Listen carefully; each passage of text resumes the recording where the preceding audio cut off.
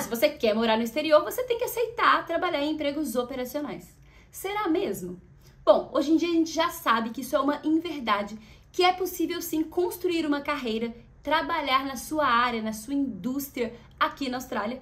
E eu tô aqui no canal mostrando isso, que eu atingi e uma centena de pessoas que eu acompanhei, que eu orientei durante esse processo também. Porém, muita gente deixa de se arriscar, nem tenta começar a trabalhar na área por ouvir isso o tempo todo e muitas vezes até repetir isso para outras pessoas e por isso deixa de viver um outro lado da Austrália que é maravilhoso, que é sim possível para quase todo mundo, ou pelo menos para aquelas pessoas que realmente querem. E é por isso que eu tô trazendo aqui hoje esse vídeo de como começar a construir a sua carreira aqui na Austrália. E esse vídeo é para você que ou quer vir para a Austrália, morar aqui, apenas se puder trabalhar na sua área de formação, ou para você que quer continuar na Austrália apenas se conseguir um emprego na sua indústria. Eu vou te apresentar quem eu acredito que pode construir uma carreira de sucesso no exterior, os maiores erros que nós brasileiros cometemos nesse processo, os melhores cargos que você poderia buscar no seu momento atual e como se destacar nos processos seletivos. Então vem comigo. A gente poderia dividir aqui as pessoas em dois grupos. Aquelas pessoas que querem morar na Austrália temporariamente ou estão aqui temporariamente e aquelas pessoas que querem morar aqui permanentemente ou já estão aqui com visto permanente ou com a cidadania. Geralmente, quando a gente vem para morar aqui temporariamente, a gente vem para estudar inglês, muitas vezes chega aqui com inglês muito fraco, e por isso a gente já recorre aos empregos operacionais. O que tá tudo bem, gente, faz parte do processo. Acontece que muitas vezes o que faz com que a gente nem busque nada na nossa área é exatamente o nosso nível no inglês. E a gente acredita que precisa de estar com o inglês em um certo nível para aí sim começar a buscar um emprego na área. E vamos ser sinceros, eu aposto que você também conhece, eu conheço diversos casos assim, de pessoas que vieram aqui, estudaram inglês por bastante tempo, e aí, como não tinha muito domínio da língua, buscaram empregos em que não precisaria do inglês, como, por exemplo, como faxineira ou faxineiro. E aí fica ali por meses e meses e meses, às vezes passam mais de anos trabalhando nas mesmas coisas e mesmo tendo feito diversos meses de inglês e se matriculando aqui para cursos vocacionais, né, para os famosos VETs, ainda assim essa pessoa nunca se sente com o inglês no nível que poderia buscar algo na área. E quando a gente vai falar de inglês para conseguir trabalhar na área e ter um vocabulário técnico, por exemplo, a gente tem que lembrar que muitas das palavras que a gente vai aprender do vocabulário daquela área, a gente só vai aprender realmente trabalhando. Por exemplo, quando eu cheguei aqui na Austrália, um dos primeiros empregos que eu tive foi como garçonete. A minha ideia de trabalhar nisso foi exatamente para eu poder ter que falar, né, conversar inglês. E adivinha?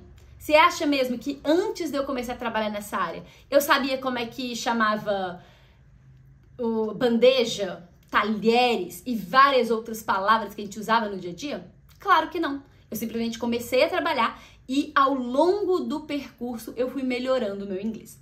Então, se você está aqui ou está vindo para a Austrália e só quer morar aqui temporariamente, fique com isso em mente, que você não vai ficar com o inglês perfeito e depois buscar algo. Na verdade, o trabalho que você conseguir aqui, o emprego que você conquistar, vai te ajudar a desenvolver, inclusive, esse vocabulário técnico que talvez é o que você mais veio buscar aqui. E o outro caso é essa pessoa que já está aqui permanentemente ou que quer morar aqui permanentemente. E principalmente nesse segundo caso, é importante lembrar que muitas das possibilidades de visto que vão dar a residência permanente são atrelados à nossa qualificação.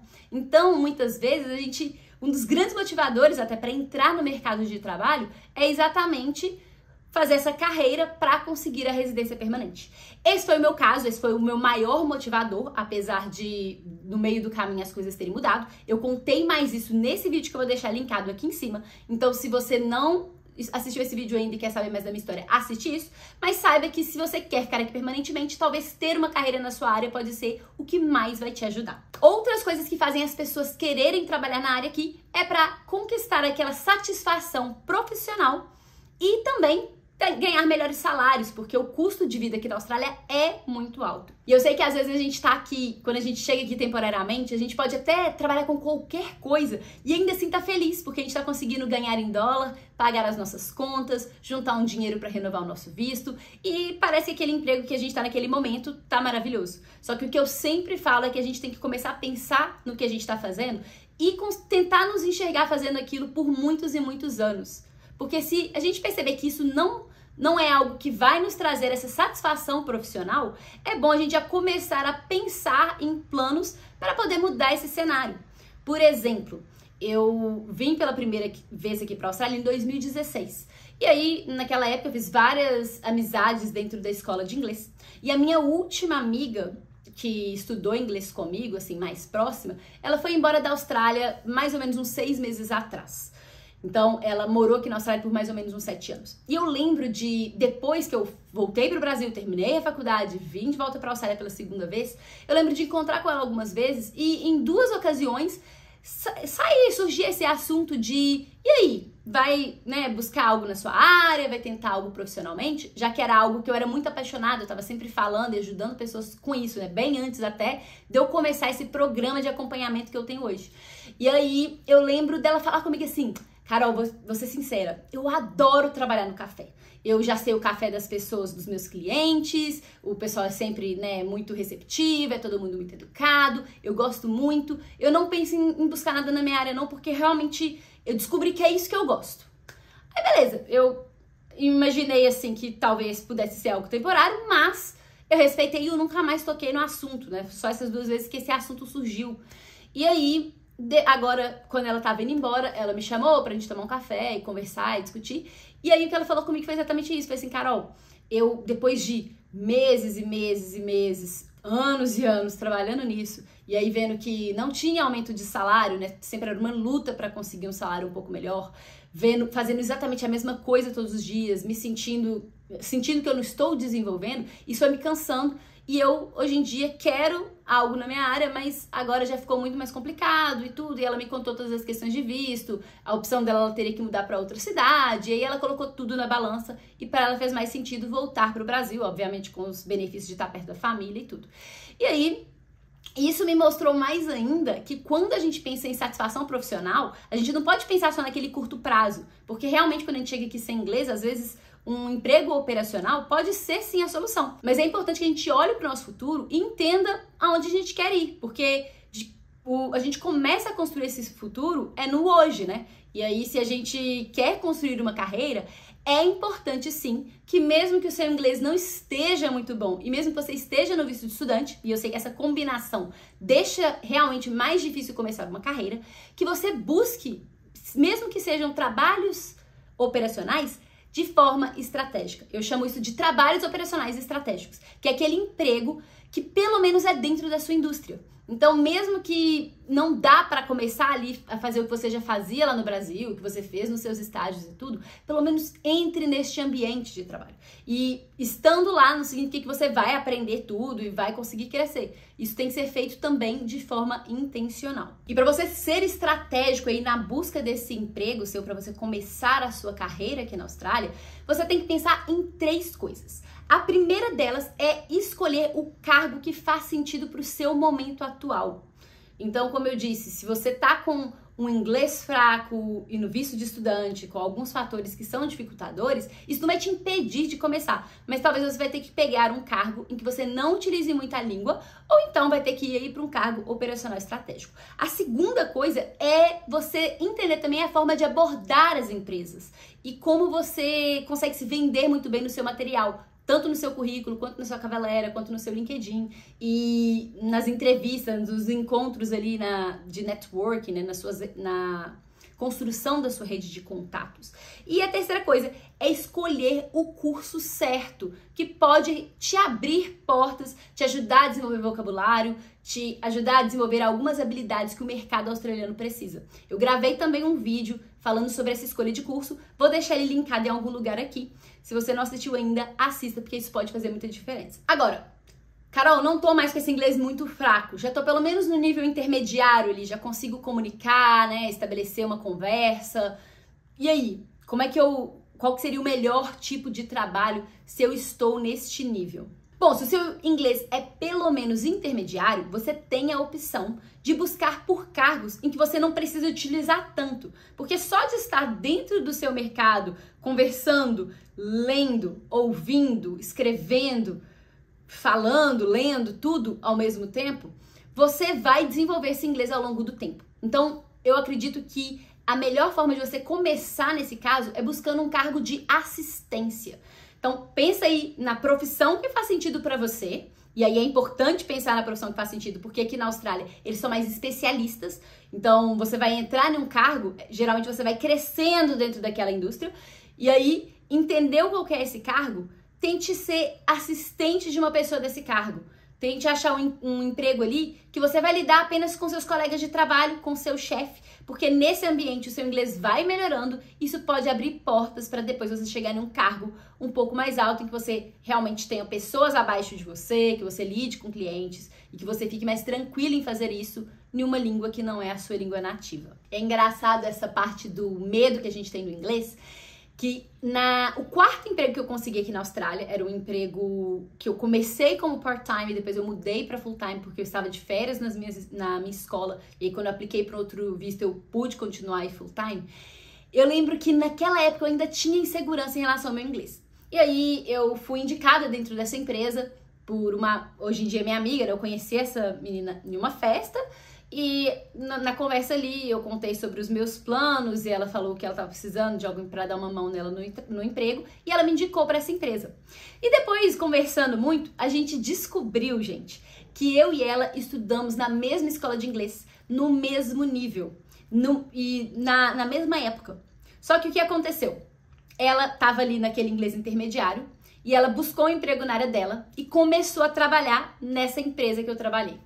E aí ela conta que quando ela começou lá, ela quase não entendia ninguém, era uma dificuldade, né? Apesar do inglês ser intermediário, a gente ainda tem muita dificuldade de ouvir, de entender as pessoas, às vezes de colocar as frases, né?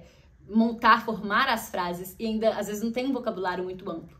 E aí ela passou um aperto danado, mas ficou com o inglês muito bom. E eu, né, in the other hand, eu acabei que naquele momento, eu ainda continuei fazendo inglês, eu lembro de até mudar para o curso de Cambridge, que eu adorei, inclusive indico sempre que se tem a possibilidade, faz o curso de Cambridge em vez de fazer o General English. E aí fiz um tempo de curso de Cambridge, cheguei no nível Upper Intermediate, voltei para o Brasil, estudei inglês como uma louca durante os 9, 10 meses que eu fiquei lá no Brasil para me formar, voltei para a Austrália. Quando eu pisei aqui, meu inglês estava muito melhor do que quando eu voltei, ainda estava insegura no meu inglês. Por conta disso, eu acabei voltando para os trabalhos operacionais e ainda demorou para eu chegar no nível de estar um pouco mais confiante e começar a trabalhar na empresa que ela já trabalhava há mais de 2 anos. Ela já tinha sido sponsorada lá, já tinha aplicado para o visto de residência permanente. E aí você vê a diferença que na minha cabeça é até cultural. Ela é portuguesa, eu sou brasileira, e ela conta que os amigos dela portugueses todos vinham para cá e buscavam emprego na área, mesmo os que, assim como ela, vieram no visto de estudante. E eu, na minha rede de contatos, conhecia exatamente o oposto. Todo mundo buscando empregos operacionais e ninguém tentando.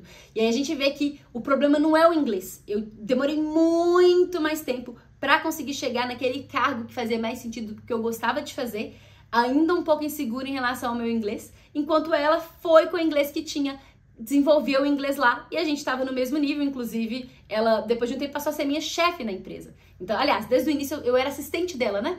E ela foi crescendo de cargo e desenvolvendo muito, que é uma pessoa que eu tenho muito orgulho e sempre me inspirou bastante. E isso mostra que às vezes a gente tem esse medo do inglês e muitas vezes o nosso maior inimigo não é o inglês, é a nossa autoconfiança e a nossa vontade de se arriscar. E convenhamos, né, gente? Quando a gente fala em empregos operacionais, nem sempre são empregos que também não utilizam o inglês.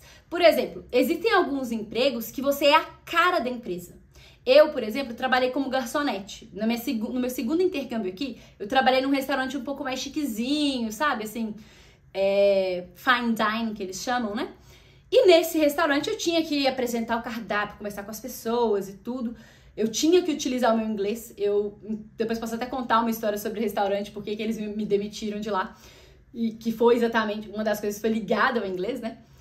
E lá eu era a cara da empresa. Eu tinha que conversar, eu tinha que ter essa proximidade com o cliente. Outras pessoas trabalham como vendedores de loja, por exemplo. Tem que estar, é a cara da empresa, tem que estar lá falando com as pessoas o tempo todo. Enquanto, muitas vezes, quando você trabalha em um emprego profissional, dependendo do cargo que você tem, você vai trabalhar ali em frente ao computador, conversando apenas com a sua equipe. O que significa que você não, se você cometer erros e tudo, não é muito problemático. Você não está representando a empresa ali naquele momento. E para escrever uma coisa, você pode utilizar o ChatGPT para conferir o seu texto. Se você tá tendo uma reunião com alguém ou está fazendo serviço para alguém, se você não entender, você pode perguntar, pode recorrer também aos manuais da empresa, né? Porque geralmente as empresas vão ter os procedimentos, como fazer cada coisa. Então, você tem ali diversas ferramentas para poder te ajudar nesse momento. Enquanto, em alguns casos, você é a cara da empresa. Na semana passada, por exemplo, eu conversei com uma menina que ela é recepcionista. Ou seja, conversa no telefone o tempo todo, fala com as pessoas o tempo todo. E ela é de uma área que ela trabalharia no escritório, falando apenas com as pessoas do lado dela no computador. E ela estava me contando que ela estava insegura em relação ao inglês. Faz sentido? Ela usa muito mais o inglês nesse caso do que ela vai usar no emprego profissional dela. Então, parem de achar que isso é o que vai te tirar da sua oportunidade, porque não é. Como eu disse antes, o nosso maior inimigo, muitas vezes, é a gente mesmo. Carol, e se eu não tiver experiência? Fiz só alguns estágios pequenos, ou nunca trabalhei, me formei e vim para a Austrália. E aí, como é que eu faço para começar na minha área? Nesse caso, quando você for buscar por cargos aqui na Austrália, busque por cargos entry level. Você consegue até filtrar nos sites de empregos. Se você procurar ali pelo Seek, pelo Indeed, Jora, pelo LinkedIn, você consegue filtrar e pegar esses cargos ali que são realmente bem iniciais. Outra forma de entender se o cargo é ali de um nível bem inicial é se ele tiver o nome Graduate no título. Então, eu, por exemplo, trabalhei como Graduate Engineer. Isso foi um cargo mais inicial que me ajudou a começar aqui no mercado profissional na Austrália sem que eu tivesse que ter muita experiência nem nada. Só com as minhas pequenas experiências de estágio do Brasil, eu fiz 4 estágios lá, todas em empresas bem pequenas, e isso foi suficiente para eu chegar em um cargo assim, porque era um cargo entry level. Você também vai identificar que nesses cargos, muitas vezes no anúncio mesmo, eles vão falar em treinamentos, que eles vão te ensinar, que experiência não é o mais importante. Muitas vezes eles não vão citar que precisa de experiência. Geralmente eles colocam, uns bullet points falando as coisas que eles precisam que você tenha. E muitas vezes a experiência nem vai estar lá. Então, se você não tem experiência, busque por cargos assim. Isso vai sim te ajudar a entrar no mercado de trabalho e começar a construir essa carreira aqui na Austrália. Outra coisa que é importante entender é que aqui na Austrália eles valorizam muito os nossos soft skills, as nossas habilidades interpessoais. Então, dependendo do cargo que você está buscando, que você está procurando, você consegue entender quais são as habilidades interpessoais que são mais importantes. Talvez você já tenha muitas delas, é uma forma melhor de começar, já identificar aqueles cargos que as suas habilidades naturais já vão te ajudar a performar. Mas se tiver algumas habilidades ali interpessoais que você não tenha, você pode estudar para elas, melhorar isso, treinar no emprego que você está no momento, para você chegar nesse emprego oferecendo essas habilidades. E muitas vezes eles importam mais com isso, porque habilidades técnicas, coisas que você vai ter que você teria que ter experiência para você aprender, isso aí você vai aprender no seu dia a dia na empresa. Agora, algumas habilidades técnicas, ou você tem ou você não tem. E isso para eles muitas vezes é muito mais importante, principalmente se você está começando a sua carreira agora. Se você está há muito tempo fora da sua área, você vai ter que se vender muito bem nas suas conquistas. Os currículos do Brasil e da Austrália, eles são diferentes. Aqui na Austrália, eles focam muito mais na conquista, no que você fez de diferencial. Principalmente se você já é um profissional que tem experiência. Porque se você trabalha em um cargo e tem experiência nele, coisas do dia a dia que a gente geralmente escreve ali no currículo, é muito óbvio que você já tem. Então, aposte em colocar as suas conquistas, o que você teve de diferencial, como você ajudou a sua empresa passada a lucrar mais, a diminuir prejuízos ou aumentar o número de vendas de clientes, ou o que for. E mostra isso aqui, principalmente com números, com dados, para você chamar a atenção e entrar nos processos seletivos de igual para igual com pessoas que estão já trabalhando aqui na Austrália. Em todos os casos, tem 3 coisas muito importantes que você precisa fazer para você começar a sua carreira aqui na Austrália.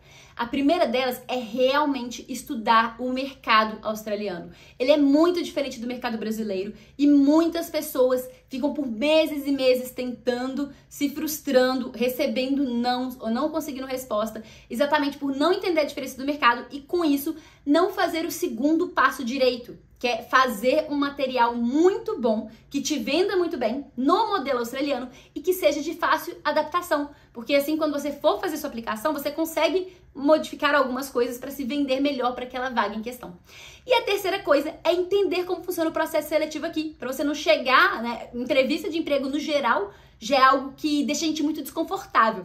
Aí se você não entende como é que é o processo seletivo e você entra em um, você vai ficar já nervoso por estar fazendo isso em outra língua, nervoso porque não sabe o que esperar, e isso pode acabar atrapalhando todo esse processo que você pode ter levado aí semanas ou meses para construir, para chegar numa entrevista interessante, numa empresa que você realmente quer. Então, invista nessas 3 coisas. E se você quer orientação de alguém e quer saber como é que funciona o meu trabalho, eu vou deixar um link aqui na bio que você pode conversar comigo para poder entender o seu caso, ver se faria sentido ou não para você. E aí, quem sabe, te acompanhar e te orientar nesse processo. E para você que não quer perder tempo, quer começar a trabalhar na sua área logo, eu vou deixar um vídeo por aqui em algum lugar nessa tela para você assistir na sequência, que vai te ajudar muito a parar de perder tempo. Um beijo e até o próximo!